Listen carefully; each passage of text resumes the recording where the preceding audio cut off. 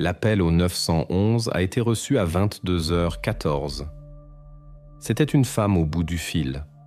Plus tard, le rapport indiquera son nom. Anna Vetrova.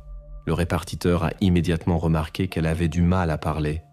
Elle suffoquait, sa voix tremblait et son discours était entrecoupé de longues pauses. Elle répétait la même chose. Son mari, Marc, était tombé dans les escaliers et elle ne savait pas quoi faire. Sur l'enregistrement, on entend qu'à un moment donné, elle semble perdre le contrôle. Tantôt elle sanglotait, tantôt elle essayait d'expliquer les détails. Il a juste trébuché. Il ne bouge pas. À la fin, on l'entend s'éloigner du téléphone, appeler quelqu'un, puis le bruit d'un objet qui tombe. Pendant qu'elle essayait de parler, l'opérateur posait les questions habituelles. Respire-t-il? A-t-il un pouls? Réagit-il? Mais Anna ne répondait pas directement. Elle se contentait de répéter qu'il était tombé. En arrière-plan, on entendait la télévision, un bruit de verre, puis le son sec d'une porte qui s'ouvre. 5 minutes plus tard, une ambulance et une patrouille de police étaient en route vers l'adresse. Le journal de bord indiquait « Femme en état de choc, homme inconscient. Chute dans les escaliers, présumée accidentelle. » Lorsque l'équipe d'ambulanciers est arrivée, la porte était entr'ouverte et toutes les lumières de la maison étaient allumées.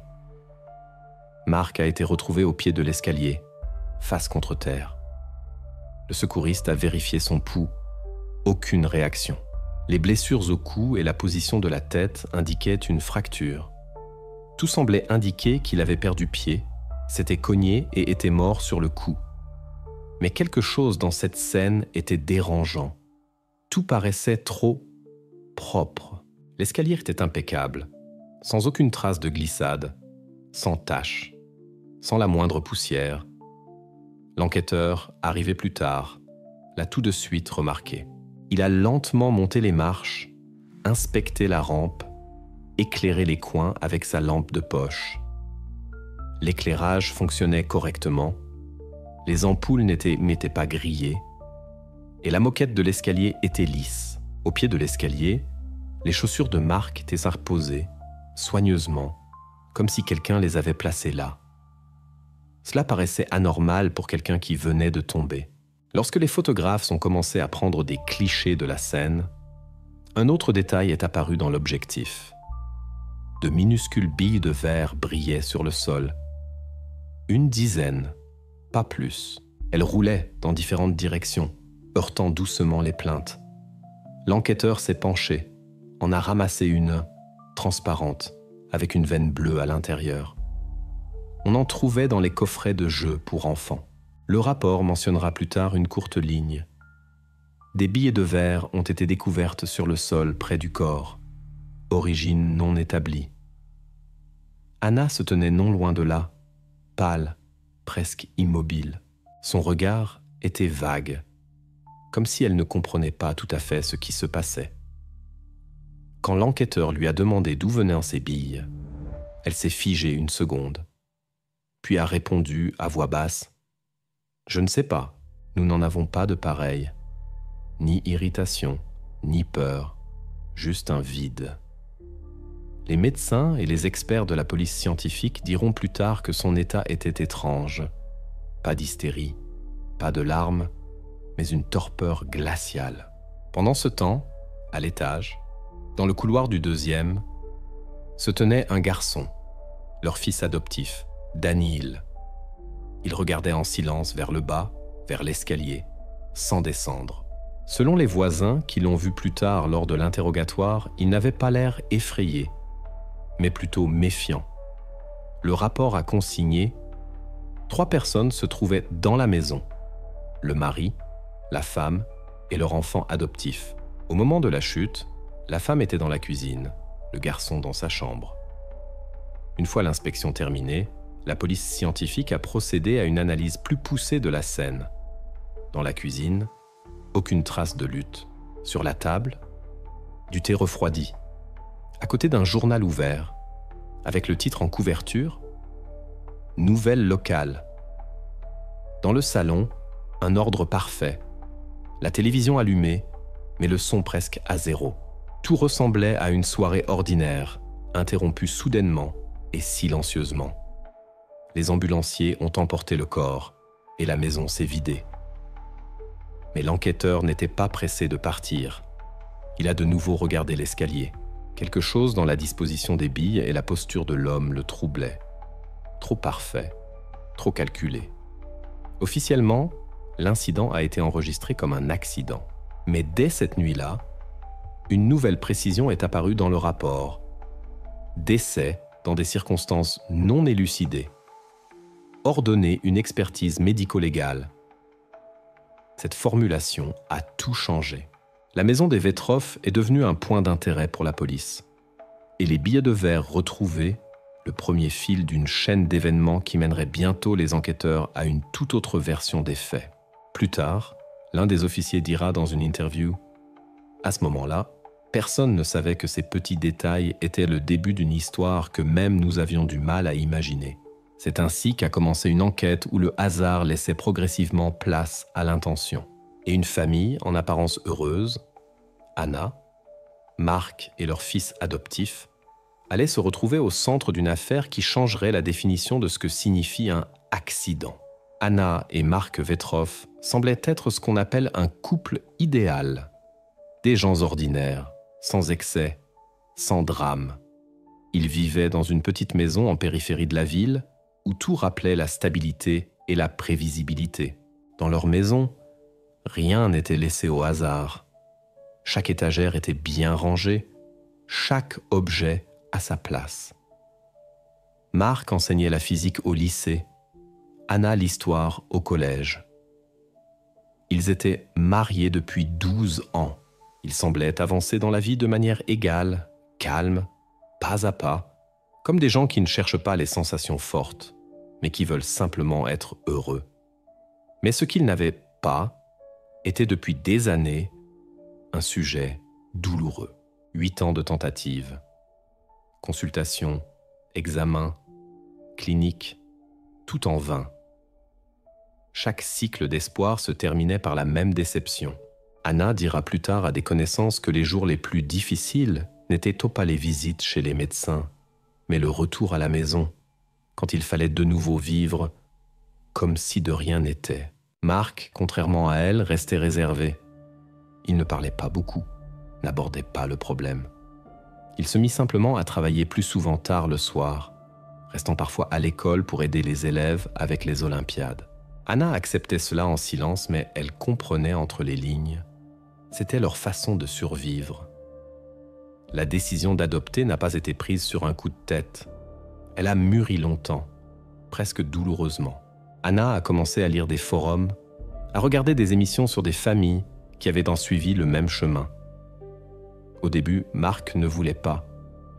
Il pensait que cela demandait du temps, de la force, et comme il le disait, un caractère particulier. Mais avec le temps, voyant Anna se replier de plus en plus sur elle-même, il a accepté. Leur dossier au service de la tutelle était impeccable. Les rapports notaient revenus stables, logement en propriété, test psychologique positif, haut niveau de responsabilité. La commission n'a trouvé aucune raison de refuser. Le couple donnait l'impression de gens qui avançaient consciemment vers leur but, sans illusion, mais avec la ferme conviction qu'ils pourraient offrir un foyer et de l'affection à quelqu'un. Le psychologue des services de la tutelle a même écrit dans sa conclusion « Le couple fait preuve de maturité émotionnelle et de capacité d'adaptation. Le niveau de motivation est élevé. La famille qu'elle est socialement stable. Le mariage est harmonieux. » Cette conclusion leur a pratiquement ouvert la porte. 2 mois plus tard, leur première rencontre était fixée. Au début du printemps, on leur a proposé de rencontrer un garçon nommé Daniel, âgé de 9 ans, calme, tranquille, un peu renfermé. La première rencontre a eu lieu dans une salle de l'orphelinat. Une pièce standard avec du linoléum, des jouets délavés et une odeur de savon bon marché. Mark s'est tout de suite senti mal à l'aise. Anna, au contraire, semblait revivre. Elle avait apporté un sac de fruits et un jeu de société. Daniil ne parlait presque pas.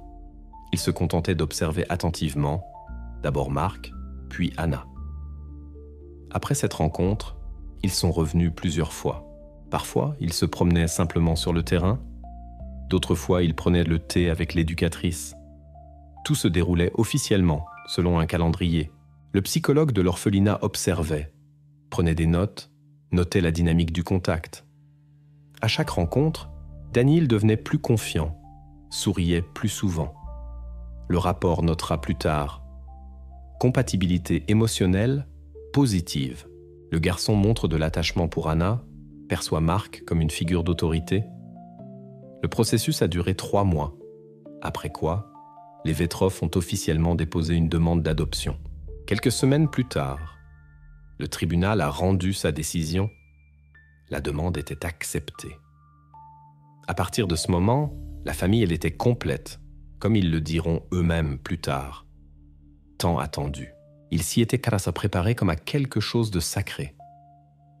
La chambre de Daniil était meublée avec soin. Un nouveau bureau, un lit avec un couvre-lit coloré, des posters de paysages, une pile de livres sur le rebord de la fenêtre.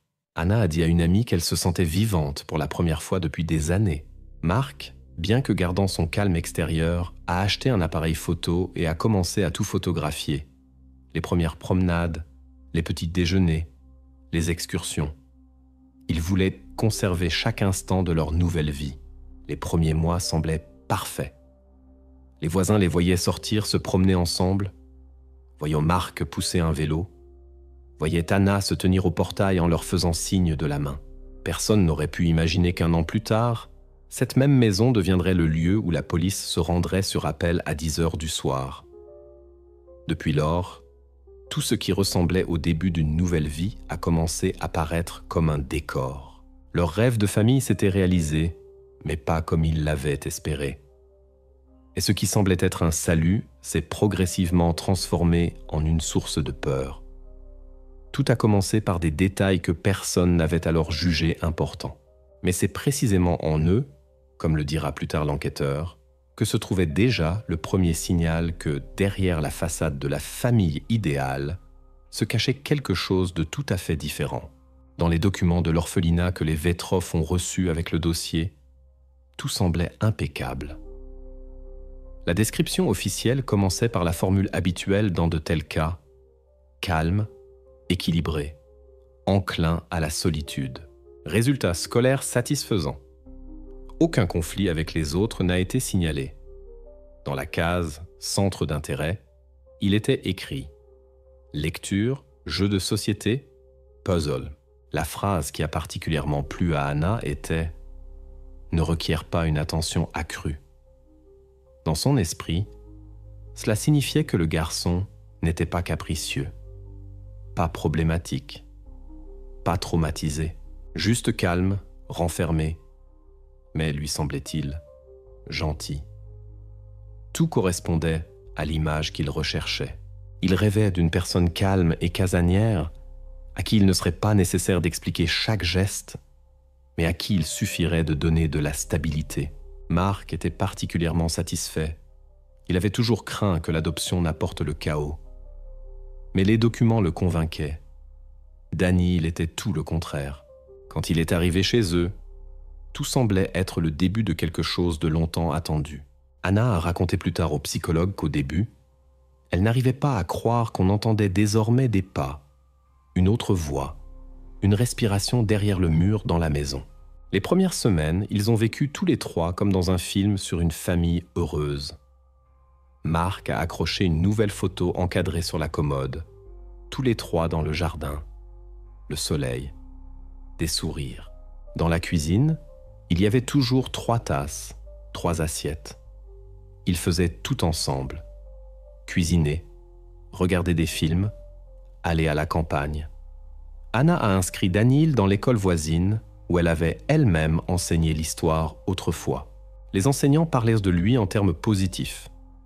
Calme, poli, réservé. Il apprend vite. Il se tient à l'écart des autres enfants, mais n'entre pas en conflit. Aux réunions, on le complimentait généralement. Ses camarades de classe ne disaient rien de spécial non plus.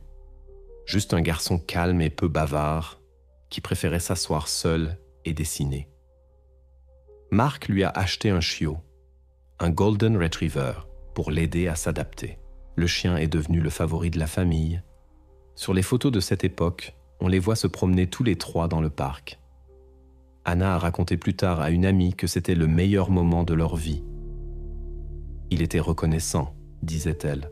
Il regardait comme s'il avait peur de faire fuir le bonheur. Mais comme on le découvrira plus tard, derrière ce calme se cachait déjà autre chose. De petites étrangetés sont apparues presque imperceptiblement. D'abord, des broutilles. Il ne posait jamais de questions. Il ne s'intéressait pas au passé, ne demandait pas où ni pourquoi ils allaient. Parfois, il restait assis, immobile, pendant plusieurs heures, à simplement regarder par la fenêtre. Anna y voyait de la timidité, un trait de caractère. Mais Mark lui a dit à plusieurs reprises qu'il y avait quelque chose qui n'allait pas dans son regard. Pas de la confusion, mais plutôt de l'observation. 6 mois ont passé. Formellement, tout allait parfaitement. Les services sociaux ont mené une inspection et ont confirmé que l'adaptation se déroulait avec succès. Mais quelques semaines plus tard, la première mention inhabituelle est apparue dans les dossiers scolaires. Le journal du psychologue a enregistré une demande d'Anna Vetrova. Une courte note y figurait. Motif: absence de réaction émotionnelle, comportement froid. Ne manifeste ni joie, ni peur. Ne cherche pas le contact. Le psychologue a proposé de mener plusieurs entretiens. Daniel a accepté, mais il parlait peu. Parfois, il restait simplement silencieux, le regard fixé au-delà de son interlocuteur. À l'issue des consultations, le spécialiste a écrit « On observe un détachement émotionnel. La réaction aux stimuli est ralentie. Comportement post-traumatique possible. » Anna a pris une copie du rapport et ne l'a montré à personne, pas même à Mark. À ce moment-là, elle a décidé que ça passerait, que tout pouvait s'expliquer par l'adaptation. Mais en réalité, c'était le premier témoignage officiel que quelque chose se passait dans leur maison, quelque chose qui sortait du cadre d'une histoire de famille ordinaire. Sur les photos de ces mois-là, ils avaient encore l'air heureux, mais en y regardant de plus près, on peut remarquer que sur toutes les photos, Daniel ne sourit pas. Il se contente de regarder l'objectif calmement, fixement, sans expression. À l'époque, cela semblait être une particularité de son caractère. Plus tard, ce sera une preuve. C'est ainsi que s'est terminée leur première année, qui avait commencé comme une nouvelle vie et s'est achevée par les premiers signaux d'alarme. Tout ce qui semblait anodin à ce moment-là deviendra par la suite évident. Simplement, personne ne voulait voir l'évidence. Lorsque les enquêteurs sont retournés à la maison des Vetrov après l'inspection initiale, leur tâche était simple: effectuer une recherche détaillée de documents. Tout ce qui pouvait expliquer les circonstances de l'incident devait être vérifié. Papiers médicaux, contrats d'assurance, certificats scolaires. La maison était en ordre, presque stérile. Mais au 2e étage, dans le bureau d'Anna, l'attention des agents a été attirée par le bureau, trop bien rangé, comme s'il venait d'être nettoyé. Dans le tiroir du milieu, sous une pile de cahiers d'école, se trouvait un simple dossier en plastique. Dessus, au marqueur, était écrit « Daniel, psychologue ». Habituellement, de telles découvertes ne suscitent pas d'intérêt. Chaque famille a ses propres papiers. Mais lorsque l'enquêteur a ouvert le dossier, il est devenu clair que ce n'était hélas pas de simples notes. À l'intérieur se trouvait le rapport d'un spécialiste privé, daté du mois d'août de la même année, environ 3 mois avant la tragédie. Sur la page de titre, la signature d'un psychologue agréé, un sceau et une brève description.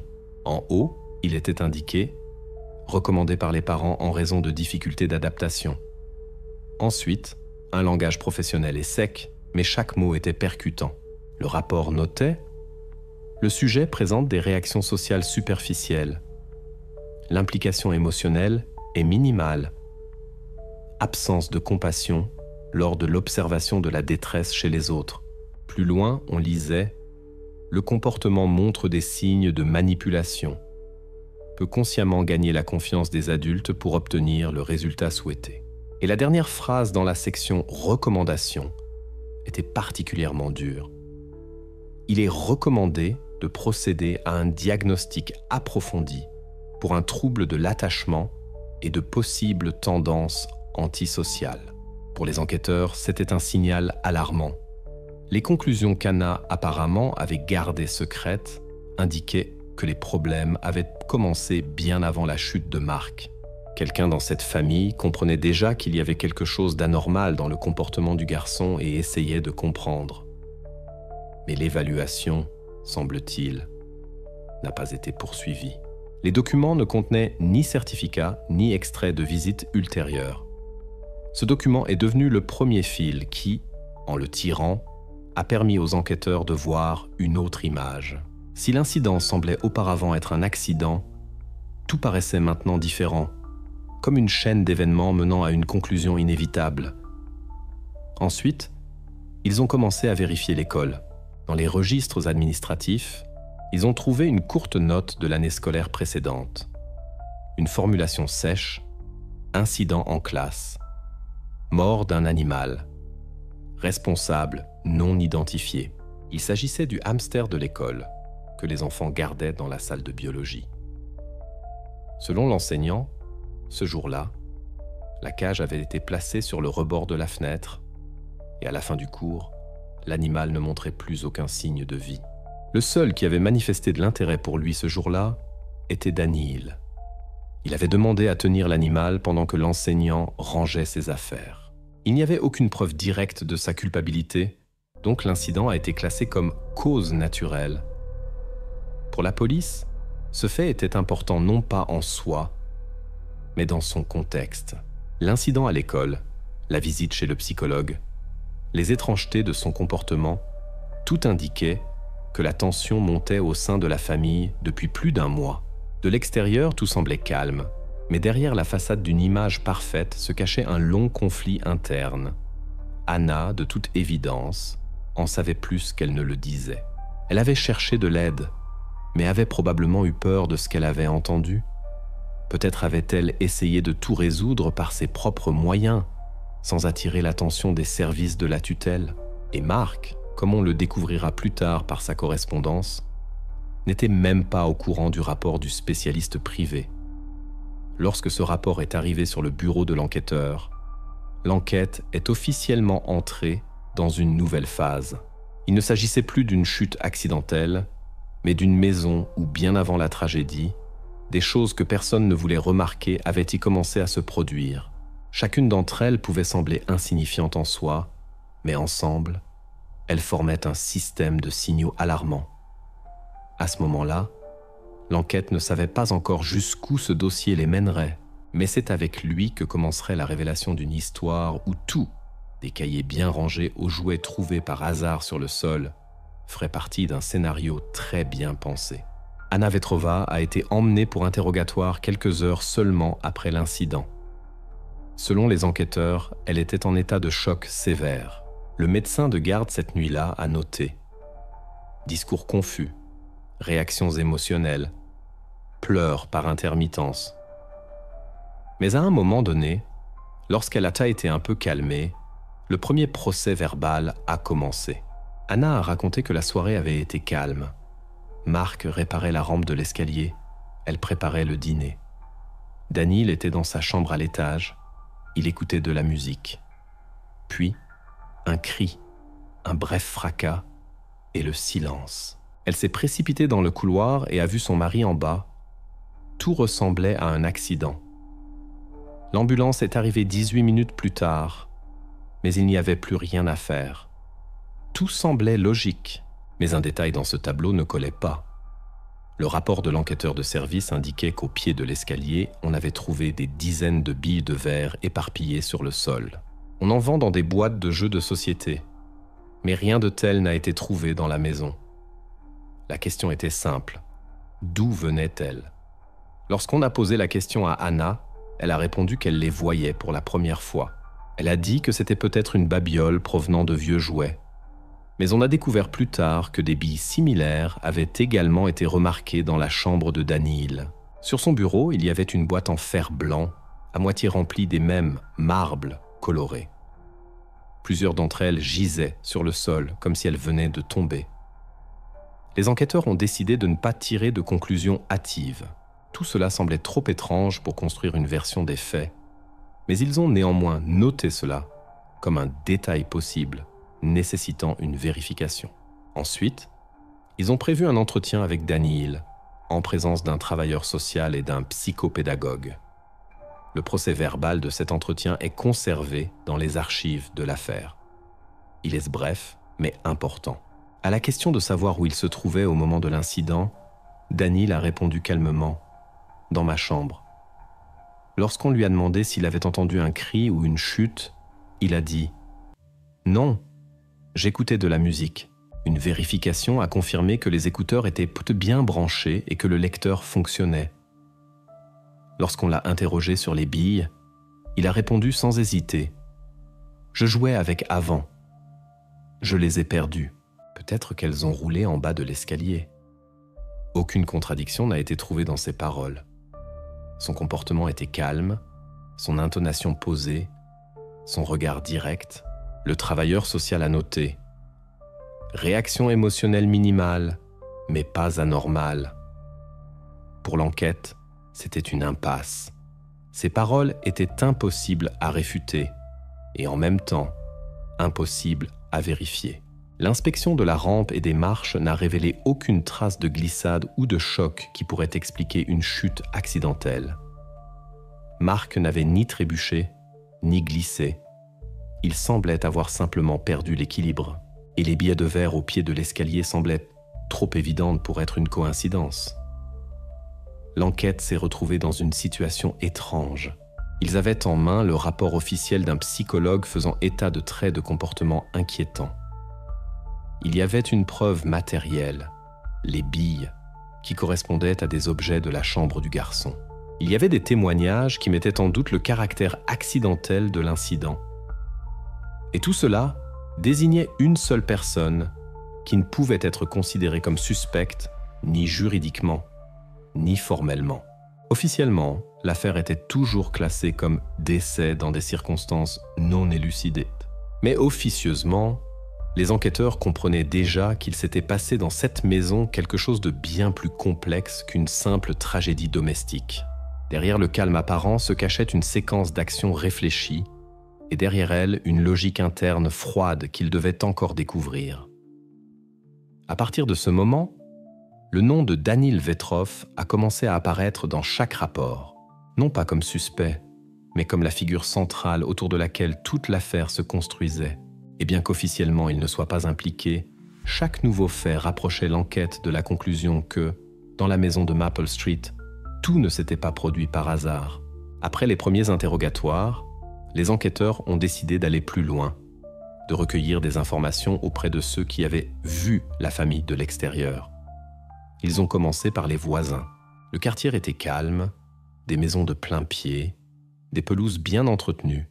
Les voisins se connaissaient depuis des années. La famille Vetrov était considérée comme exemplaire. Pas de scandale, pas de fête, toujours aimable.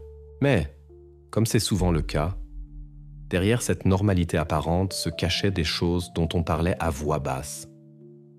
Selon la voisine d'en face, il y a environ 6 mois, les Vetrov avaient donc cessé de fréquenter qui que ce soit. Auparavant, Anna invitait souvent les voisins à prendre le thé. Parfois, Marc aidait pour les petits travaux, réparait le portail, tondait la pelouse. Et puis, c'est comme si tout s'était arrêté. La porte de la maison était presque toujours fermée, les rideaux tirés. Le soir, la lumière était allumée aux fenêtres, mais on n'entendait aucun son, ni télévision, ni conversation. « Ils avaient changé », a dit la voisine. Marc avait l'air fatigué, un peu déprimé.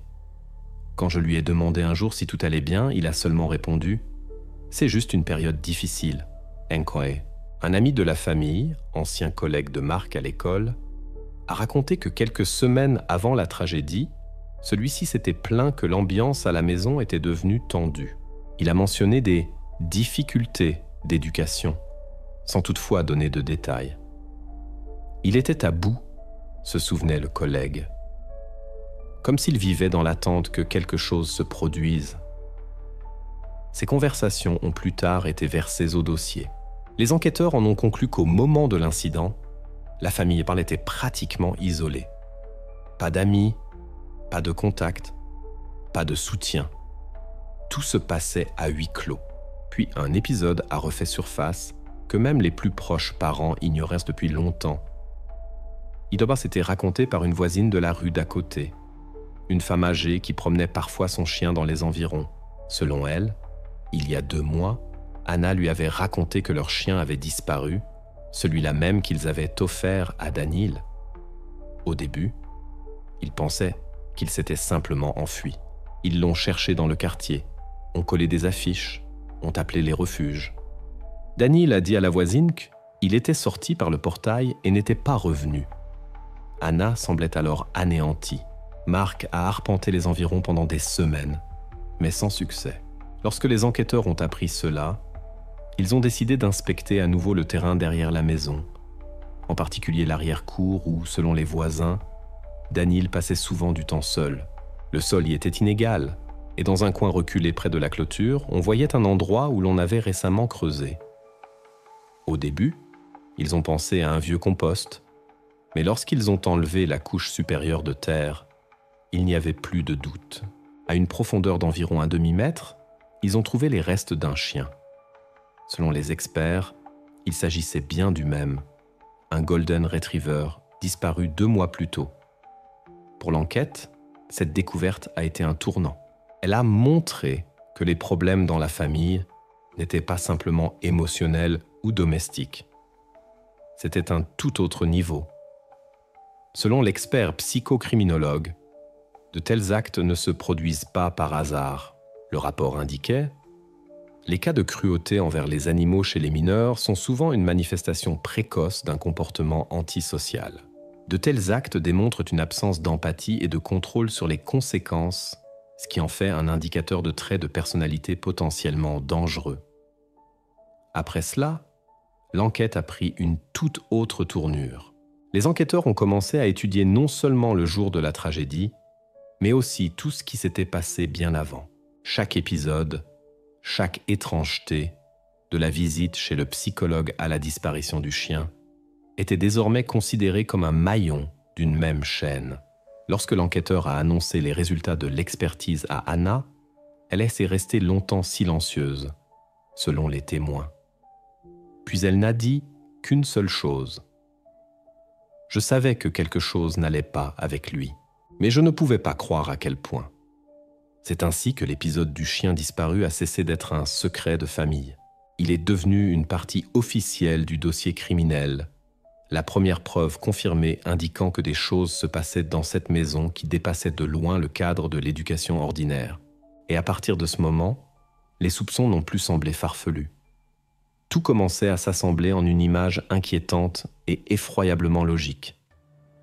Après la tragédie, Daniil est resté sous la surveillance des services de la tutelle.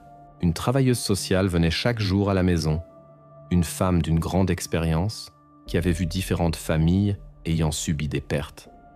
Mais même elle a admis plus tard qu'elle n'avait jamais été confrontée à un tel comportement. Le rapport des premiers jours après l'incident mentionne « réaction émotionnelle absente. Le garçon se comporte calmement, fait preuve d'une indifférence totale face à ce qui s'est passé. Il évite les conversations sur le défunt, mais ne montre aucun signe d'anxiété ou de peur. Lorsque la travailleuse a tenté de lui parler de cette soirée, il s'est simplement levé, a dit « ça ne m'intéresse pas » et a quitté la pièce. Le lendemain des funérailles, il s'est approché d'elle avec une question. « Maintenant que tout est fini, est-ce que je peux acheter un nouveau jeu ? Celui que je voulais est sorti hier.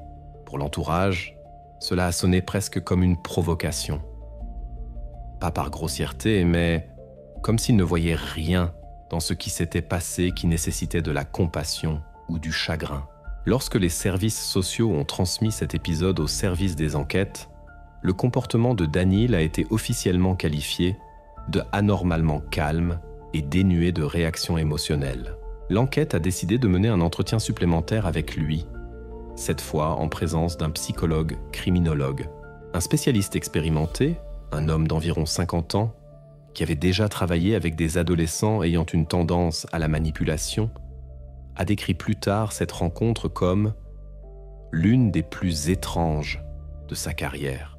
Pendant la conversation, Daniil ne répondait presque jamais directement aux questions. Lorsqu'on lui a demandé s'il se souvenait de l'apparence de son père ce soir-là, il a répondu à la place « Et vous ? Êtes-vous sûr que c'était un accident ?» À la question de savoir pourquoi il disait cela, il a souri et a ajouté « Parce que vous aussi vous en doutez. J'ai vu comment vous regardiez l'escalier. » Il s'intéressait à la procédure d'interrogatoire, demandait qui avait le droit d'interroger un mineur et si la police pouvait enregistrer la conversation sans la présence d'un avocat. On aurait dit qu'il s'était renseigné à l'avance. À plusieurs reprises, il a tenté de détourner la conversation sur des sujets personnels de l'enquêteur, comme pour étudier sa réaction. Lorsque le psychologue a tenté de changer de sujet, Daniil a dit « Vous voulez juste que je dise ce que vous avez besoin d'entendre, mais je n'ai rien fait. » Le rapport du criminologue contenait cette note. Le sujet fait preuve d'une grande intelligence, d'un esprit d'analyse, d'un détachement émotionnel. Il est capable de contrôler son comportement et d'utiliser des stratégies manipulatrices. En d'autres termes, il ne se comportait pas comme une personne interrogée, mais comme un observateur. Pas comme un témoin, mais comme un participant qui comprend comment fonctionne une enquête et qui en tire parti. Mais cela ne s'est pas arrêté là. Quelques jours plus tard, le service de la tutelle a reçu une plainte officielle. L'auteur, Daniil lui-même. Plus précisément, le document avait été rédigé par l'intermédiaire du travailleur social en son nom. Le texte affirmait que les policiers exercent des pressions, tentent d'accuser un enfant dans un accident et violent ses droits. La plainte était rédigée correctement, sans faute, avec les formulations précises des articles de loi.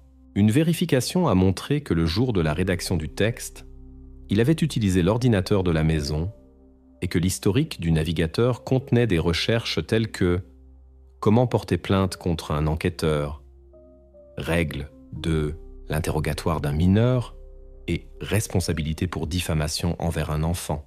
Ce document est parvenu au département de la protection sociale et a légalement bloqué toute nouvelle audition sans autorisation officielle. Essentiellement, Daniil a utilisé le système lui-même pour mettre une barrière entre lui et l'enquête. Pour les enquêteurs, ce fut une douche froide. Il se trouvait face à une personne qui agissait consciemment, calculait ses coûts et utilisait les mêmes lois qui étaient censées le protéger. Formellement, il restait sous tutelle, mais en réalité, il contrôlait la situation. Ces événements ont définitivement changé l'attitude à son égard. Le département de psychologie criminelle a officiellement inscrit Daniil sur la liste des personnes nécessitant une surveillance. Son comportement n'était plus considéré comme une réaction au stress. Il faisait désormais partie d'une version selon laquelle ce qui s'était passé ne pouvait pas être un accident. L'enquête s'est retrouvée pour la première fois face à une situation où leur principal suspect non seulement ne craignait pas l'enquête, mais l'étudiait, pas à pas, comme un jeu étranger dont il connaissait toutes les règles et les faiblesses. Lorsque les enquêteurs ont compris que Daniil manipulait consciemment le système, la décision a été prise de procéder à une fouille complète de ses effets personnels. La maison avait déjà été inspectée plusieurs fois, mais cette fois, les experts ont décidé de tout examiner. Des carnets de notes aux appareils électroniques. De sa chambre, ils ont saisi un ensemble standard. Des cahiers d'école, des livres, quelques bandes dessinées, un jeu de construction, un jeu de société. Tout semblait banal. Aucune note, aucune trace d'agressivité ou d'intérêts étranges. Un ordre impeccable, des affaires soigneusement pliées, comme si tout avait été spécialement préparé pour une inspection. À première vue, rien qui puisse indiquer une quelconque préparation.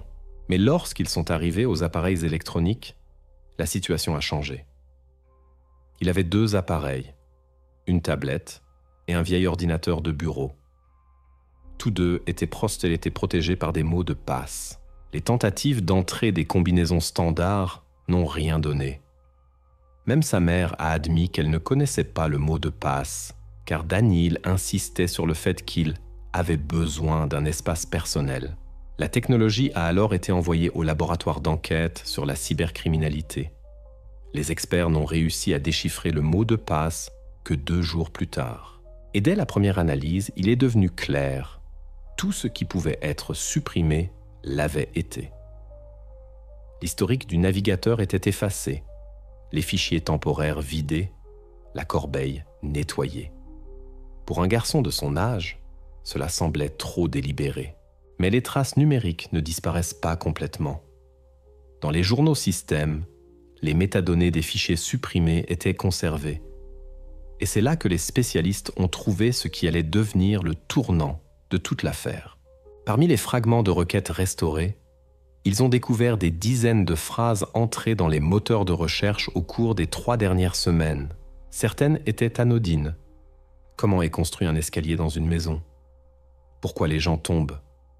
Que se passe-t-il si on pousse quelqu'un fort? Mais ensuite, c'était autre chose. Les experts ont trouvé des requêtes qui ne pouvaient plus être expliquées par une simple curiosité. Parmi elles, comment rendre une chute dans les escaliers mortels? Poison domestique sans goût ni odeur?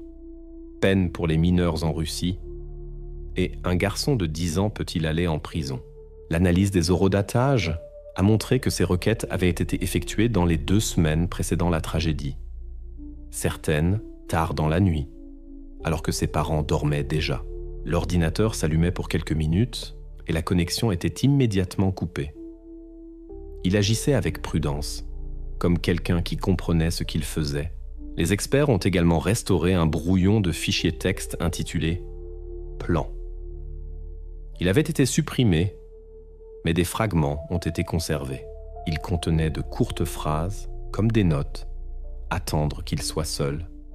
Tout doit ressembler à une chute. Ne rien laisser sur les marches à l'avance. Le fichier était daté de 8 jours avant l'incident. Ces données sont devenues la preuve directe que ce qui s'était passé n'était pas un accident. L'enquête ne pouvait plus envisager la version d'une tragédie domestique. Tout indiquait que le garçon avait planifié ses actions à l'avance, calculé les détails et cherché des moyens d'échapper à sa responsabilité. Lorsque les résultats de l'expertise sont arrivés sur le bureau de l'enquêteur, la décision a été prise de requalifier l'affaire. La formulation a changé. Au lieu de « décès dans des circonstances non élucidées », actes intentionnels ayant entraîné la mort d'une personne, commis par une personne n'ayant pas atteint l'âge de la responsabilité pénale, juridiquement, cela restait une zone complexe. On ne pouvait pas engager de poursuite pénale contre un mineur de cet âge. Mais pour l'enquête, cela n'avait plus d'importance. Ils avancent maintenant ce qui était auparavant considéré comme impossible, la preuve numérique de l'intention. À partir de ce moment, l'enquête a cessé d'être une affaire de tragédie. Elle s'est transformée en l'étude d'un phénomène. Les enquêteurs n'essayaient plus de comprendre comment tout s'était produit. Maintenant, ils s'intéressaient au pourquoi. Après la publication des données de la cyberexpertise, l'enquête s'est trouvée face à la nécessité de passer à l'étape suivante.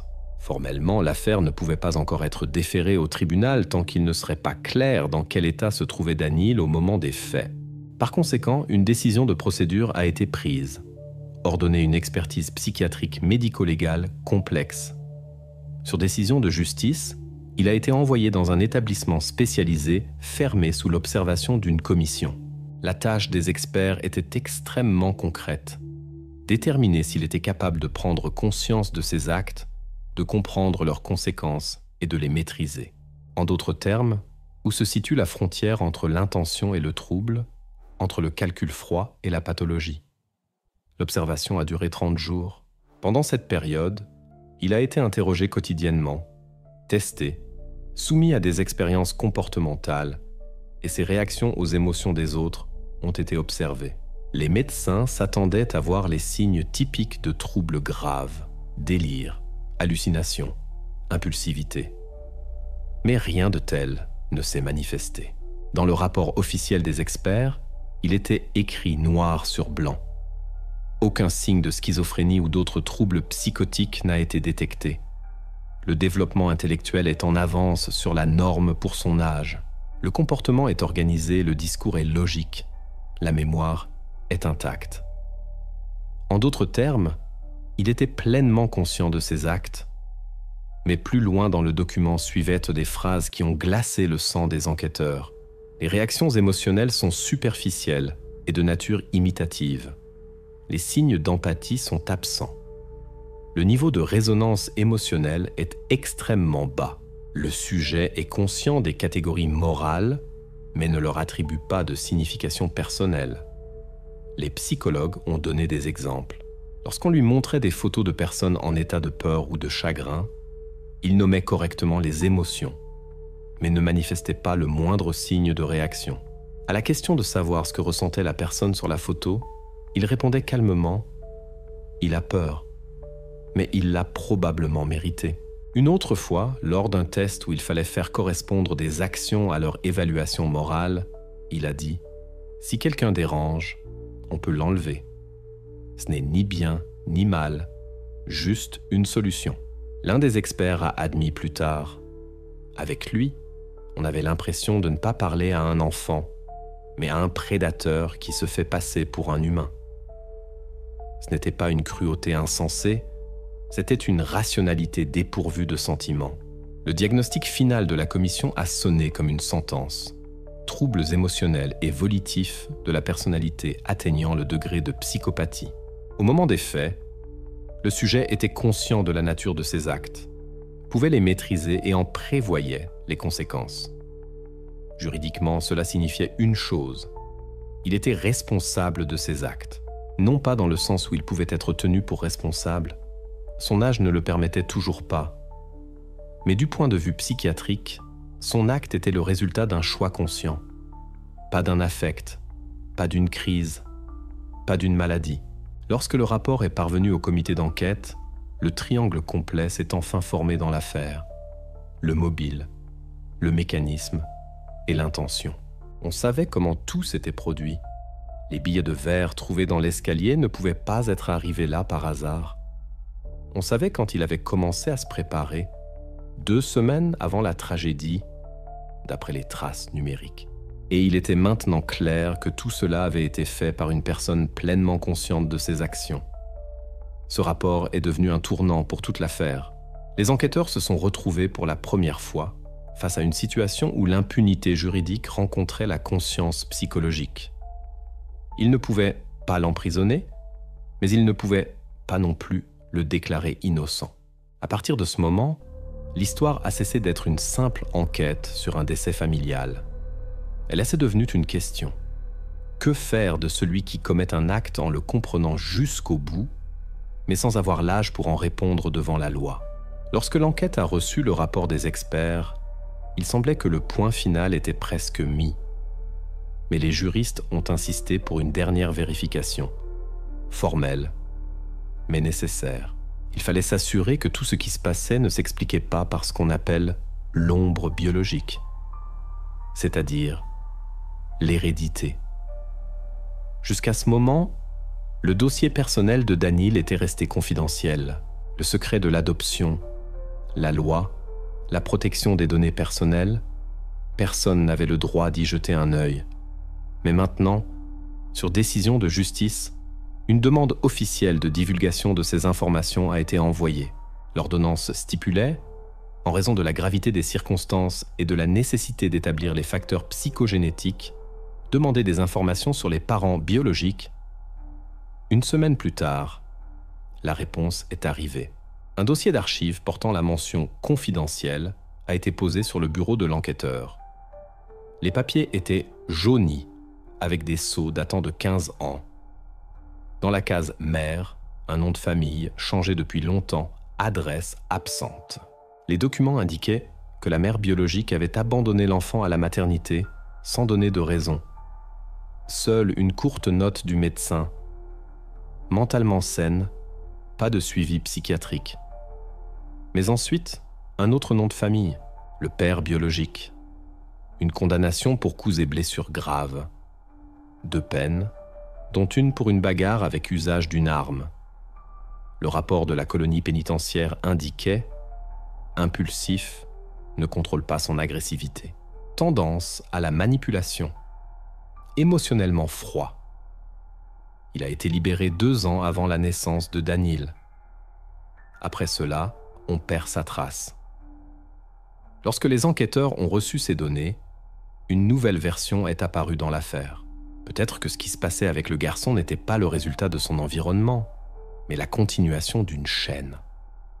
Une prédisposition génétique, une froideur héréditaire, un défaut interne qui se transmet comme un virus. Cette hypothèse est devenue une explication temporaire. Certains y ont vu une forme de salut. Si tout est prédéterminé, alors ce n'est pas lui le coupable, mais le sang dont il est issu. Plus tard, la presse utilisera cette phrase. Le fils du criminel a répété le destin de son père. Mais pour l'enquête, de tels mots ne sont que de la mythologie. Ils ont demandé une expertise supplémentaire. Une commission de psychiatres devait évaluer si l'hérédité pouvait expliquer ces actes. Les experts ont abordé la question avec sang-froid. Dans leurs conclusions, ils ont écrit « L'hérédité peut augmenter le risque de certaines formes de déviance comportementale, mais elle ne détermine pas la nature de l'acte. L'agressivité impulsive, caractéristique du père, et le calcul, manifesté par le sujet, sont de nature différente. La première est une explosion. La seconde est un contrôle. » Une autre section du rapport contenait une phrase importante. Le comportement de Danil repose sur un choix conscient d'un modèle d'interaction avec le monde et non sur un défaut biologique. Ses actions sont systémiques, rationnelles et ne présentent pas les signes d'une crise pathologique. En d'autres termes, la génétique ne le sauvait pas. La version selon laquelle tout s'expliquait par l'héritage s'est effondrée. L'enquête se retrouvait à nouveau face à la seule réalité, une personne qui avait agi consciemment, sans contrainte, sans maladie, sans pression extérieure. Ce moment a été un tournant non pas pour l'affaire, mais pour la perception de toute l'histoire. Les enquêteurs, qui espéraient encore trouver une justification, ont compris qu'ils n'avaient pas affaire au produit d'un environnement, ni à une erreur du système, ni au destin tragique de quelqu'un. Ils avaient affaire à une personnalité qui avait choisi sa voie. Après la révélation de ces informations, l'affaire est passée du plan juridique à un autre, psychologique. Il ne restait plus à l'enquête qu'à essayer de comprendre non pas comment cela s'était produit, mais pourquoi. Après l'échec de la piste héréditaire, l'enquête a décidé de prendre une autre direction. Le passé. Non pas génétique, mais biographique. Ce qui façonne le caractère laisse des traces. Et si ce n'est pas la nature, alors peut-être l'enfance. Officiellement, dans le dossier de Danil, il n'y avait aucun épisode alarmant avant son adoption. Les rapports de l'orphelinat numéro 4 indiquaient obéissant, poli, non conflictuel, aime les jeux de société, est soigné, se tient à l'écart dans le groupe, mais ne suscite pas d'inquiétude. Et tout serait resté ainsi si l'un des enquêteurs n'avait pas décidé de vérifier non seulement le dossier personnel, mais aussi les documents internes de l'établissement. C'est ainsi qu'une demande est parvenue au parquet. Fournir les registres d'incidents et les dossiers médicaux de toutes les années où Danil était à l'internat. Formellement, c'était une entorse à la routine bureaucratique. Personne ne fouille habituellement dans de vieux registres aux couvertures poussiéreuses. Mais c'est précisément là, dans l'un des volumes portant un numéro ancien, qu'ils ont trouvé une note écrite d'une écriture négligente. Incident sur l'aire de jeu. L'élève V, 7 ans, est tombé d'une barre fixe, fracture de l'avant-bras. Témoin, Vetrov D, 7 ans. Version. Chute accidentelle. Au début, personne n'y a prêté attention. Les chutes sur les aires de jeu sont fréquentes, mais une note en bas de page a attiré leur regard. L'enfant a refusé de témoigner en présence de l'éducateur, a demandé à parler seul à seul avec la directrice. après l'entretien, a déclaré que personne n'était coupable. Kokatskwa. Les enquêteurs ont retrouvé la directrice, désormais à la retraite. Elle a avoué qu'elle se souvenait vaguement de cet incident, mais qu'elle se souvenait du visage de Danil, calme, presque indifférent. Elle a dit qu'elle avait été frappée à l'époque par le fait qu'il n'avait montré ni peur, ni regret, mais avait seulement demandé « Il ne prendra plus mes jouets ». Après quoi, l'affaire avait été classée. L'enquête a décidé de vérifier si ce garçon blessé sur l'aire de jeu était toujours en vie. Ils l'ont retrouvé. Il avait grandi, vivait dans une autre famille d'accueil et ne se souvenait presque plus du passé. Mais lorsqu'on lui a expliqué, en présence d'un psychologue, pourquoi ils étaient devenus et qu'on lui a montré une photo de Vetrov, il est resté longtemps silencieux. Puis il a dit à voix basse « Il m'a poussé. On s'est disputé pour une petite voiture. Il a dit que c'était la sienne. Je ne l'ai pas donnée. Alors il m'a juste poussé. Et après, il a dit que si je parlais, il me ferait pire. » Les psychologues ont noté sa réaction. Ses mains tremblaient, mais ses paroles étaient incohérentes. Il n'y avait aucun doute. Sa mémoire avait conservé non pas un accident, mais la peur. Cet épisode s'est devenu pour l'enquête la première confirmation que le comportement de Danil n'était ni spontané, ni le résultat d'un traumatisme au sein de la famille Vetrov. C'était un schéma stable et répétitif. Après cet incident, les enquêteurs ont réexaminé tous les rapports de l'internat. Il s'est avéré que Danil s'était retrouvé plusieurs fois dans des situations étranges. Ses voisins de chambre changeaient constamment, soi-disant à cause d'une incompatibilité de caractère. Un éducateur a mentionné que le garçon aimait observer les autres longuement, mais ne jouait presque jamais lui-même. Un autre a dit qu'il posait souvent des questions d'adultes sur les punitions, sur les raisons pour lesquelles les gens sont licenciés, et comment faire pour que quelqu'un disparaisse, mais sans mourir. À l'époque, personne n'y avait prêté attention. On pensait que l'enfant était simplement trop cultivé. Maintenant, à la lumière de ce qui s'était passé, tout s'inscrivait dans une autre perspective. L'incident de la barre fixe, les questions froides, le détachement. Ce n'étaient là pas des étrangetés isolées, mais les premiers signes d'un comportement qui se manifesterait plus tard dans toute son ampleur. Les enquêteurs ont ajouté l'épisode au dossier comme un événement non examiné précédemment, indiquant un mode d'action similaire. Juridiquement, cela n'avait pas de poids, mais psychologiquement, c'est devenu une clé. Ils comprenèrent maintenant que tout avait commencé bien avant l'adoption. Lorsque ces documents ont été versés au dossier, l'affaire a cessé d'être simplement la tragédie de la famille Vetrov. Elle est devenue l'histoire d'une personne qui s'est formée en silence, discrètement, dans le coin d'un dortoir d'orphelinat. Une histoire où le mal ne naît pas soudainement, mais mûrit patiemment, en observant, en écoutant, en apprenant. La prochaine étape de l'enquête devait répondre à ce qui restait incompréhensible même pour les experts. Pourquoi ? La dernière rencontre s'est déroulée dans une pièce fermée, sans caméra, sans microphone. Seulement un sténographe et 2 spécialistes. Un psychiatre légiste et un enquêteur. L'atmosphère était tendue, presque clinique. Le but de la rencontre n'était pas d'obtenir des aveux. À ce stade, l'enquête n'avait plus rien à prouver. Toutes les preuves et expertises avaient été rassemblées. Il fallait simplement voir comment il réagirait en comprenant que la tromperie ne fonctionnait plus. Le psychiatre a commencé calmement, avec son intonation habituelle, sans laisser transparaître que ce n'était plus un entretien, mais l'acte final. Il lisait les documents, les uns après les autres, d'une voix égale, comme quelqu'un qui lit un mode d'emploi. Il a tout énuméré, les requêtes de recherche restaurées, les témoignages des voisins, le rapport du psychologue, la découverte dans la cour. Danil n'a pas scié. Il était assis bien droit, sans baisser le regard. À ce moment-là, on avait l'impression que ce n'était pas lui qui était observé, mais tous les autres. Lorsque les mots sur l'incident à l'orphelinat, où un autre garçon avait été blessé, ont été prononcés, quelque chose a changé de manière à peine perceptible sur son visage. Un mouvement presque imperceptible des lèvres, une courte inspiration, comme une irritation, à peine contenue. Et c'est seulement après que le psychiatre a ajouté « Maintenant, nous savons que tu as menti ce jour-là », que Daniel a baissé les yeux et a dit doucement, presque sans émotion « Il a quand même parlé ».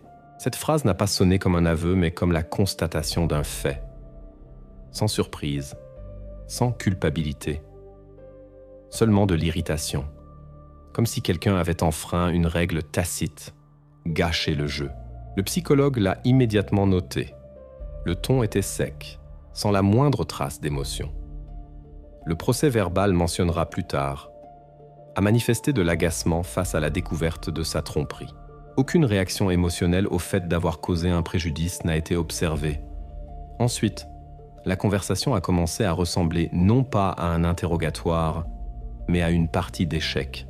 Le psychiatre posait des questions, sans attendre de réponse, observant simplement la réaction. Il parlait des Vetrov, de leur désir d'aider, de leur confiance, du fait qu'ils croyaient en lui. Pas un seul mot n'a suscité de réaction.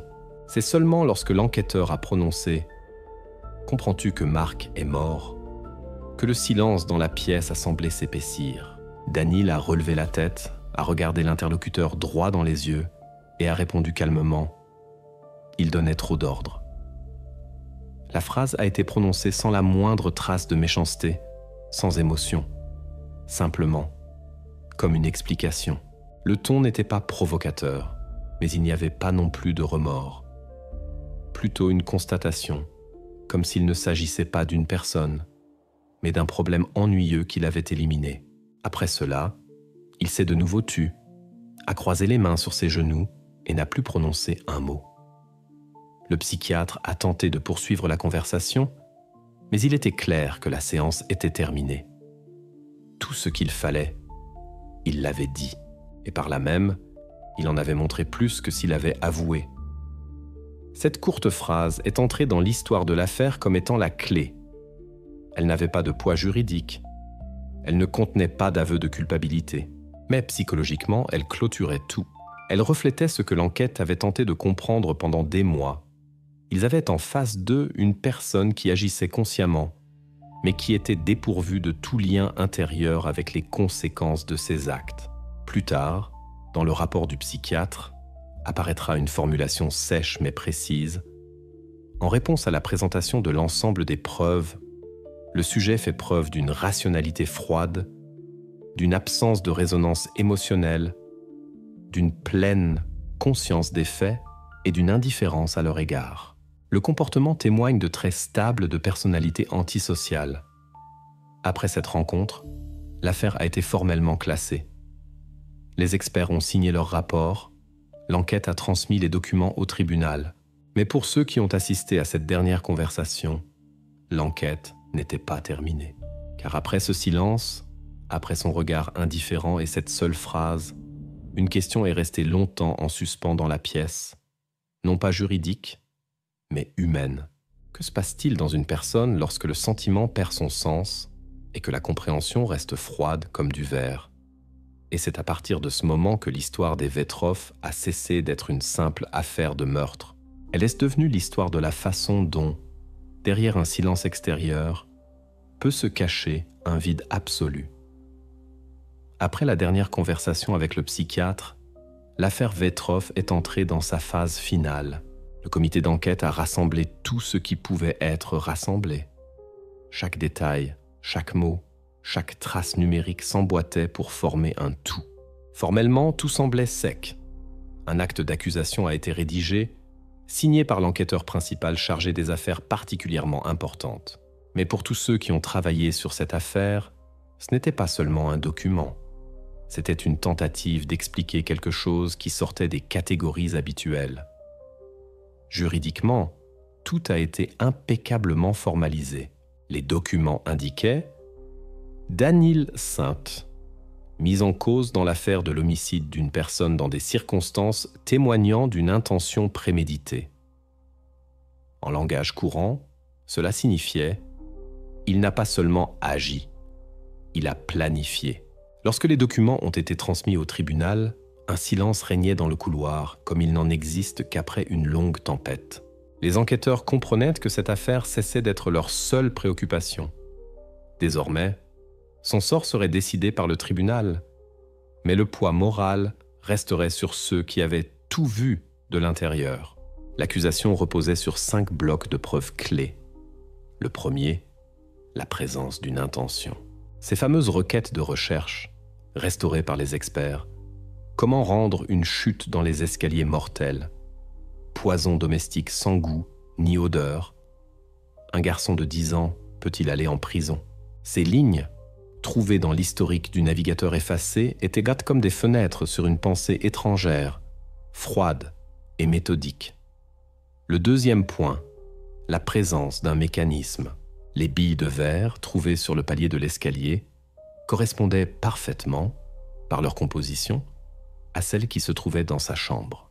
L'analyse a montré qu'il ne s'agissait pas d'une découverte fortuite, ni d'un jouet, mais d'un moyen réfléchi, choisi dans le but de créer l'apparence d'un accident. Le troisième point, la présence d'un comportement stable. L'incident avec le chien, qu'il avait trompé pour l'enfermer dans la cave, et l'histoire de l'orphelinat, où un autre garçon avait été blessé après une chute. Ces 2 épisodes montraient que ses actions n'étaient pas un éclat unique, mais suivaient un schéma répétitif. Conflit, punition, dissimulation des traces. Le quatrième, l'expertise psychiatrique. Les experts ont confirmé qu'au moment de l'acte, il était pleinement conscient de ce qu'il faisait, pouvait maîtriser ses actions et comprenait les conséquences. Il n'y avait eu ni crise, ni état d'affect. Tout s'était déroulé sous contrôle, étape par étape. Et enfin, le 5e point, la confirmation indirecte du mobile.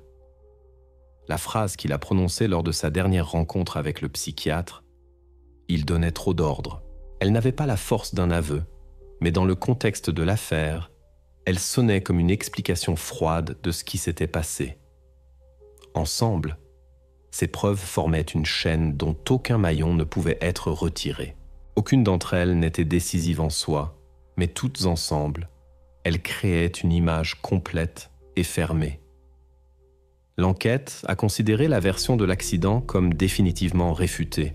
Tout indiquait désormais qu'il s'agissait d'un acte conscient, soigneusement planifié, commis sans pression extérieure. Cependant, c'est précisément là qu'un nouveau problème est apparu, non plus d'enquête, mais juridique. Le tribunal s'est retrouvé face à une question à laquelle le droit russe n'est pratiquement pas préparé. L'accusé, selon son passeport, était une personne qui, formellement, n'était pas pénalement responsable. Il n'avait pas atteint l'âge à partir duquel la loi autorise à juger. Mais en substance, par la logique, par tous les signes d'un comportement conscient, il avait agi comme un adulte. Cette affaire est devenue un précédent. 2 réalités incompatibles s'y sont croisées, la lettre de la loi et le sentiment humain de la justice. Les enquêteurs comprenaient là que le tribunal devrait trancher non seulement une question de culpabilité, mais aussi une question sur les limites du système lui-même. Comment la loi doit-elle réagir face à une personne qui reste un mineur sur les documents, mais qui est un adulte par sa conscience?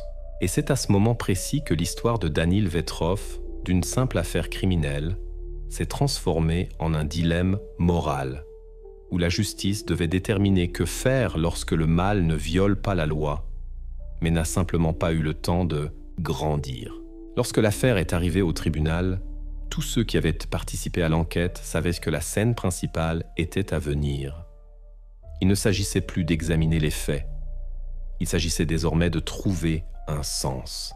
Anna Vetrova a été appelée à la barre, celle par qui l'histoire avait commencé, celle qu'il avait un jour appelée son fils. Son témoignage est devenu non pas le centre juridique, mais le centre humain de tout le procès. Elle est entrée lentement dans la salle, comme si chaque pas lui coûtait un effort. Dans ses mains, des papiers soigneusement pliés, mais elle a commencé à parler sans eux. D'abord calmement, presque détachée. Elle a raconté comment elle avait vu Daniil pour la première fois. Calme, attentif, un peu méfiant. Il semblait plus âgé que son âge, parlait poliment, choisissait ses mots. À l'époque, elle avait pensé qu'il y avait là une maturité particulière. Plus tard, elle a compris que ce n'était pas de la maturité, mais un vide, masqué par la politesse. Elle a décrit la vie dans leur maison, comment tout avait commencé avec de la joie et de l'espoir. Comment, peu à peu, quelque chose d'insaisissable et d'étranger était apparu. Comment un jour, elle s'était réveillée au milieu de la nuit parce que quelqu'un se tenait simplement près de son lit, silencieux, immobile. C'est là qu'elle avait ressenti de la peur pour la première fois, mais elle ne s'était pas permis de croire qu'elle avait peur de son propre fils adoptif. Les mots lui venaient difficilement, sa voix se brisait, mais elle tenait bon. Le juge ne l'interrompait pas. L'enquêteur ne posait pas de questions. Tout le monde comprenait que ce n'était pas un interrogatoire, c'était une confession. Et à un moment donné, Anna a dit ce que toutes les publications qui ont écrit sur cette affaire ont ensuite cité. Je le regardais et je ne voyais pas un enfant. Je voyais le vide. Cette phrase a résonné comme un verdict, bien qu'il n'y en ait pas encore eu. Un silence régnait dans la salle, dans lequel on n'entendait que le bruissement discret de papier. Le psychiatre légiste notait chaque mot, mais même lui a avoué plus tard avoir ressenti un frisson à l'écoute de son récit. Et Daniil lui-même était assis à quelques mètres d'elle, derrière une longue table. Le procès-verbal de l'audience a consigné. Pendant le témoignage de la victime, l'accusé n'a montré aucune réaction émotionnelle, n'a pas regardé en direction de la personne qui parlait et était occupé à dessiner dans un carnet, sur la feuille de papier, des figures géométriques répétitives. Il ne réagissait ni aux mots, ni au silence, ni au regard. Il semblait que ce qui se passait ne le concernait pas. Parfois, s'il tournait son crayon comme pour vérifier s'il était bien taillé. Tout se passait autour de lui, mais pas avec lui. Ce moment est devenu la confirmation vivante de toutes les expertises. Détachement émotionnel, absence totale d'empathie, incapacité à la compassion. Lorsque le juge a demandé à Anna de préciser si elle souhaitait déposer une plainte au civil, elle a hoché la tête et a dit doucement, mais distinctement « Oui, pour l'annulation de l'adoption. » Les juristes ont expliqué que de telles décisions étaient rares, mais que la loi le permettait. La procédure s'est déroulée parallèlement à l'affaire principale. Le tribunal a fait droit à la demande. Et au moment où le juge a lu, la décision d'adoption est annulée. Tous les droits et obligations juridiques entre les parties sont éteints. Ce n'est pas seulement l'histoire juridique, mais aussi l'histoire humaine de cette famille qui a pris fin. Anna est sortie de la salle sans se retourner, et Daniil est resté assis, tout aussi calmement, comme s'il écoutait quelque chose d'étranger. Pas un seul muscle de son visage n'a bougé. Ce moment a été qualifié plus tard dans les archives de l'affaire de démystification juridique, car c'est à ce moment-là que tout ce qui avait été construit sur l'amour, la confiance et la foi s'est définitivement effondré. Le rêve de famille avec lequel tout avait commencé s'est transformé en une forme vide, un document, barré par une décision de justice. Mais pour l'enquête, l'histoire ne s'est pas arrêtée là. Il restait une dernière question. Que faire de celui que la loi ne peut pas juger, mais que la conscience ne permet pas de laisser partir? L'enquête en est arrivée à la partie la plus difficile. Reconstituer les événements de la soirée du 5 novembre, ce jour même où tout a basculé. Selon Anna Vetrova, la matinée avait commencé calmement, mais vers midi, une tension est apparue dans la maison. Marc avait fait une remarque à Daniil à propos du désordre dans sa chambre. À première vue, une scène familiale ordinaire, comme il en existe des milliers. Mais c'est précisément ce jour-là que les enquêteurs ont vu le point où un détail domestique s'est transformé en catalyseur. Dans le journal d'Anna, il était écrit « Il s'est vexé, s'est enfermé dans sa chambre et n'a pas parlé de toute la journée. » On a appris plus tard que la cause du conflit n'était pas seulement une pièce en désordre. Mark lui avait confisqué sa tablette, promettant de la lui rendre une semaine plus tard.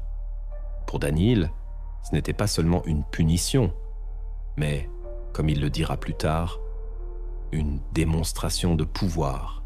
À partir de ce moment, il a cessé de répondre aux paroles de ses parents et semblait extérieurement calme, mais, selon les psychologues, c'est précisément ce calme qui a été le début de sa décision intérieure. Selon les données de l'enquête, après le dîner, il est se monter dans sa chambre. Anna est allée à la cuisine pour préparer du thé. Mark est monté à son bureau pour terminer son travail. Moins de 20 minutes se sont écoulées entre ces événements. Pendant cet intervalle, Daniel a sorti de son placard une petite boîte contenant des billes de verre transparentes. Celle-là même où étaient conservés les restes d'un ancien jeu de société. Les enquêteurs détermineront plus tard que ce sont précisément leurs traces qui ont été trouvées dans l'escalier. Il est sorti dans le couloir, agissant, de toute évidence, très silencieusement. Il a éparpillé les billes sur la marche supérieure de l'escalier, dans une zone où tombait la douce lumière du soir et où il était impossible de les remarquer en regardant d'en bas. Toutes ces actions, comme l'a montré la reconstitution ultérieure, ont pris moins d'une minute. Pas un seul bruit superflu. Aucune trace de précipitation. Après cela, il est retourné dans sa chambre et a mis de la musique dans ses écouteurs. Les écouteurs sont devenus son bouclier. Plus tard, les experts noteront que le choix d'une musique forte n'est pas anodin. C'est ainsi que se forme un alibi sonore. La personne démontre qu'elle n'a rien entendu. Quand tout a été prêt, il a appelé Mark depuis son bureau. Sa voix, comme l'a raconté Anna, était calme, sans anxiété. Il a demandé « Papa, tu peux m'aider à prendre le livre sur l'étagère du haut ?» C'était une phrase banale, qui ne contenait ni supplication, ni peur. Juste une demande quotidienne, derrière laquelle se cachait un calcul précis. Mark est sorti de son bureau, a descendu quelques marches puis a commencé à remonter l'escalier. Les secondes suivantes ne sont connues que par le témoignage d'Anna. Elle a entendu un grand choc, le bruit d'une chute, puis le silence. Tout s'est produit en un instant. À ce moment-là, Daniel est resté dans sa chambre.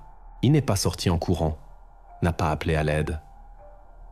Ce n'est que quelques minutes plus tard, quand Anna a crié, qu'il est sorti et s'est tenu en haut, observant. Sur son visage, ni peur, ni confusion. Seulement une attention froide.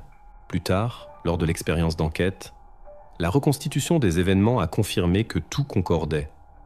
La position des billes, l'angle de la lumière, l'endroit où la glissade s'est produite, même le fait qu'il ait ouvert à l'avance la fenêtre de sa chambre pour que le bruit de la rue s'entende et qu'il puisse dire que la musique avait tout couvert. Les enquêteurs en ont conclu que la séquence des actions excluait l'impulsivité. Tout avait été planifié. Le calcul du temps, la préparation du lieu, la création d'un alibi. Tout, comme un adulte agissant en pleine conscience des conséquences. Cette reconstitution est devenue le dernier maillon de la chaîne. Elle n'a pas ajouté de nouvelles preuves, mais elle a rendu le tableau complet. La soirée du 5 novembre n'était plus un mystère. Elle est devenue la preuve que, derrière le silence apparent d'un enfant, se cachait un esprit froid et méthodique, capable de ce que même les adultes ne peuvent pas toujours concevoir. À partir de ce moment, l'enquête a cessé d'être une recherche de la cause. Elle est devenue une tentative de comprendre que faire ensuite de celui qui est capable d'un tel acte, mais qui n'est pas soumis à la loi. L'audience du tribunal dans l'affaire Vetrov n'a duré que 2 jours. Alors que l'enquête avait duré plus de 6 mois, le procès lui-même s'est avéré bref, presque formel. Mais c'est en cela que résidait son essence effroyable. Tout était déjà prouvé. Il n'y avait rien à contester. Et tout ce qu'il restait au tribunal était de constater l'évidence. Le jour du prononcé du verdict, la salle était presque vide. Seulement le juge, le procureur, un avocat commis d'office et un représentant de la commission des affaires de mineurs Anna Vetrova a refusé d'être présente.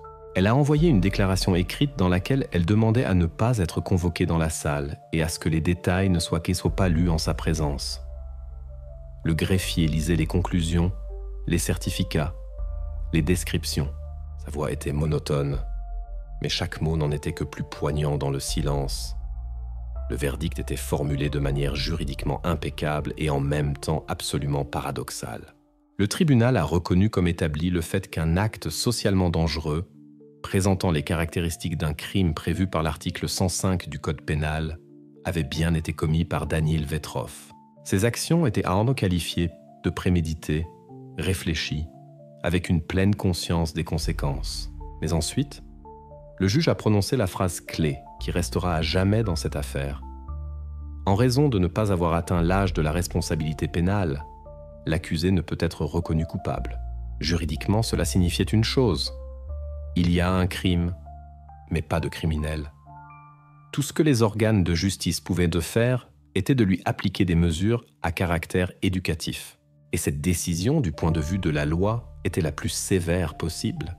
Le tribunal a ordonné de l'envoyer dans un établissement d'enseignement et d'éducation spécialisé de type fermé, destiné aux mineurs présentant un comportement antisocial persistant.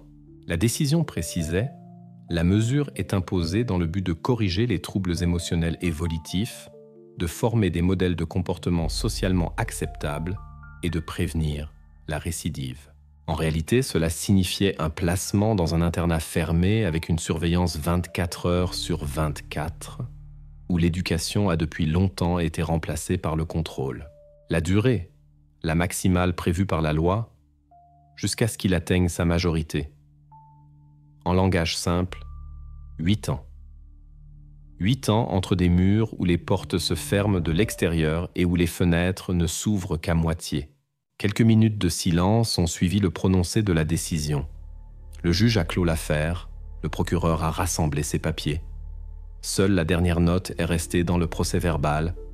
La décision entre en vigueur immédiatement. Danil a été conduit hors de la salle sans menottes, sans escorte. Formellement, il n'est pas un détenu. Il est simplement dirigé vers un établissement de type spécial. Mais c'est précisément là que réside ce qui suscite l'inquiétude même chez les personnes habituées aux histoires les plus sombres. La loi estime que 8 ans suffisent pour rééduquer. Mais les experts qui ont travaillé sur l'affaire ont admis, en privé, que ce n'est pas un cas où le temps guérit. Ce n'est pas quelqu'un qui peut apprendre la compassion ou la pitié. Et c'est pourquoi le résultat semble particulièrement sinistre. Lorsqu'il aura 18 ans, il sortira en liberté en tant que citoyen juridiquement non condamné, sans casier judiciaire, sans statut de criminel, sans restriction. Innocent aux yeux de la loi, mais pas aux yeux de l'histoire, pas aux yeux de ceux qui ont vu son regard lorsqu'il a prononcé ses derniers mots lors de l'interrogatoire. Car pour eux, ce verdict n'a pas été une fin, mais un compte à rebours jusqu'au jour où il se retrouvera à nouveau de l'autre côté des murs. Après le procès, Anna Vetrova a disparu du champ de vision des journalistes. On ne l'a plus filmée, ni citée, ni recherchée pour des interviews. Tout ce que l'on sait avec certitude, c'est qu'elle a vendu la maison dans ce même quartier où tout ce qui a détruit sa vie s'est produit. La maison dont elle parlait autrefois avec tant de chaleur lui semblait désormais étrangère, imprégnée d'un passé impossible à effacer. Elle a démissionné de l'école où elle avait travaillé plus de 10 ans et, presque immédiatement après, a changé de nom de famille. Dans son nouveau lieu de vie, personne ne la connaissait et c'est précisément ce dont elle avait besoin. Elle a simplement commencé à vivre sous un autre nom, sans souvenir, sans ce nom de famille qui traînait derrière lui le sillage des titres de journaux. Ceux qui connaissaient Anna avant se souviennent qu'après le procès, elle semblait ne plus être la même. Avant, énergique, avec des yeux vifs, un sens de l'humour discret. Après, calme, polie, mais comme absente. Elle n'a pas gardé le contact avec la famille de Marc, n'est pas retournée dans sa ville natale, n'a fait aucun commentaire. Et une seule fois, 2 ans plus tard, son nom est apparu dans un rapport caritatif un don de fonds à une fondation d'aide aux familles élevant des enfants adoptifs, sous un nom d'emprunt, mais avec une adresse postale qui correspondait à la ville où elle avait déménagé. C'était sa façon de mettre un point final, non pas par des mots, mais par un acte. Dans les sources officielles, il n'y a plus aucune mention d'elle. Et peut-être est-ce là sa seule chance de trouver la paix. Mais l'affaire elle-même n'a pas trouvé la paix. L'histoire des Vetrov est devenue l'une des plus discutées dans les communautés juridiques et psychologiques. Des publications sont parues pendant des mois. Les juristes débattaient de la possibilité de réviser l'âge de la responsabilité pénale, les psychologues parlaient de l'échec du système de tutelle, les pédagogues du fait qu'aucun questionnaire n'est si capable de déceler la froideur derrière la politesse. La société s'est retrouvée pour la première fois face à une situation dans laquelle les catégories habituelles, victimes, coupables, enfants, monstres, ne fonctionnaient plus. Après cette affaire, des inspections ont été lancées dans les orphelinats, principalement dans ceux où les pupilles sont confiées à la tutelle. Les résultats se sont avérés alarmants. Dans de nombreux établissements, les tests psychologiques étaient effectués de manière formelle. Les rapports étaient adaptés à des modèles pratiques. Plusieurs employés de l'orphelinat numéro 4, celui-là même où Danil avait été élevé, ont été licenciés. Dans les documents, il était écrit sèchement « Pour négligence et approche formelle de l'évaluation des pupilles ». Mais tout le monde comprenait que c'était une tentative de mettre un pansement sur ce qui se fissurait depuis longtemps. Cependant, la conséquence la plus forte de l'affaire n'a été ni les licenciements, ni les projets de loi. La chose la plus effrayante a été la prise de conscience que le système ne sait pas comment gérer ce type de personnes. Il peut punir, isoler, rééduquer, mais il ne sait pas quoi faire de celui qui, dès le départ, est dépourvu du mécanisme de la compassion. La loi est en effet créée pour ceux qui sont capables de comprendre la douleur des autres. Et si ce n'est pas son cas, alors comment juger? Et surtout, pourquoi? Actuellement, Danil se trouve dans un établissement fermé sous surveillance. Son dossier est classé secret et les rapports sur son comportement ne sont pas publiés. On sait seulement que des psychologues, des enseignants, des spécialistes de l'adaptation sociale travaillent avec lui. Dans les rapports officiels, la formulation est toujours la même. La dynamique du comportement est stable. Mais ce qui se cache derrière cette phrase, personne ne le sait. Tout ce que l'on peut affirmer avec certitude, c'est qu'il grandit, mûrit, lit des livres, étudie. Chaque année, il se rapproche de l'âge où les portes de cet établissement s'ouvriront. Alors, juridiquement, il sera un citoyen ordinaire, sans casier judiciaire, sans restriction, sans passé, sur le papier. Et la société, pendant ce temps, essaie d'oublier, mais ne le peut pas, car derrière tous les articles, les diagnostics et les formulations judiciaires, il reste une pensée dont il est impossible de se défaire. Le système a mis un point final, mais l'histoire elle-même, non. Parce que personne ne sait encore s'il est possible de corriger celui qui, depuis le tout début, ne comprenait pas ce que signifie mal. Ou si, pendant tout ce temps, le pays attend simplement que celui qui a déjà calculé chacun de ses pas sorte en liberté et recommence à calculer.